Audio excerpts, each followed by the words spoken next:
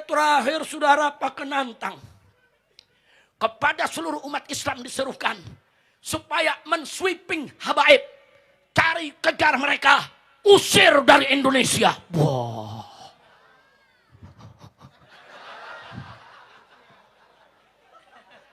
Kita ditantangin begitu. Iya. Lawan jangan. Lawan jangan.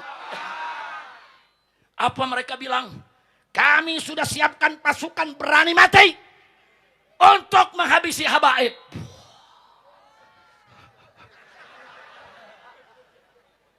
Lawan jangan. Lawan jangan. Tadinya saya nggak mau ikut campur. Saya tugaskan saya punya menantu Habib Muhammad bin Hussein. Saya tugaskan saya punya menantu Habib Alwi bin Smith.